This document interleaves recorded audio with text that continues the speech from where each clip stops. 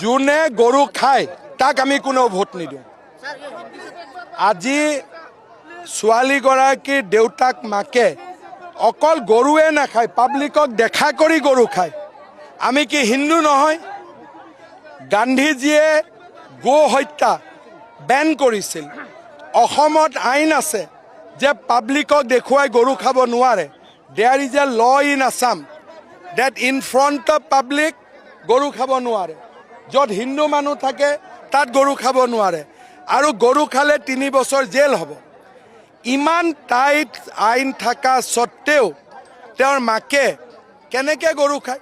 এতিয়া কৈছে ছোৱালীটোক কিয় টাৰ্গেট কৰিব লাগে? তাৰমানে গৰুবোৰ মৰি থাকিব লাগে, আমাৰ ধৰ্মটো ভ্ৰষ্ট হৈ যাব লাগে। অসমত এজনে ছ'চিয়েল মিডিয়াত কৈছে, আৰে গৰু খালেনো কি হয়? মহাত্মা গান্ধীক সোধক। গৰু আমাৰ মা হয়। এজন লেফটিষ্ট মানুহে ফেচবুকত লিখিছে, গৰু খালে কি হয়?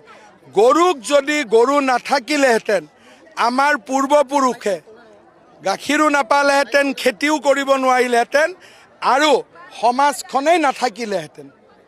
য'ত আমি ইছলাম ধৰ্মী মানুহক মানা কৰি আছোঁ যে গৰু নাখাব, মহ খাওক, আৰু বহুত মুছলিম মানুহে মোৰ কথা মতে আজিকালি গৰু খোৱা বন্ধ কৰিছে। এওঁ আকৌ গৰুৰ পিছটোলৈ এডভাৰটাইজ কৰি আছে। এইটোতো মই ৰিকুৱেষ্ট কৰিম আমাৰ পাব্লিকক যে আপোনালোকে FIR দিয়ক, কাৰণ পাব্লিকলি গৰু খালে as per cattle prevention act 3 years jail.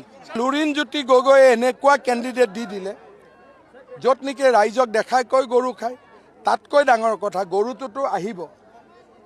যিজন মানুহে উমৰ খালিদ और सज्जल जुनूने बोला कि आमी चिकेन नेक तो काटी दिम, तार सपोर्टत तार माये पोस्ट करिছে।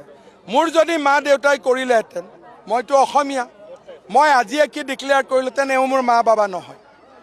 गोपीनाथ बरदলৈ किय फाइट करिছিল? चिकेन नेक तो काटी दिले अखम कत যাব? बांग्लादेशते যাব। मोहम्मद यूनिसे कि কৈ আছিল যে চিকেন নেক তো কাটি দিয়ক, আৰু কুনকি চৌধুৰীৰ মায়ে কি কৈ আছে? সেম কথা কৈ আছে।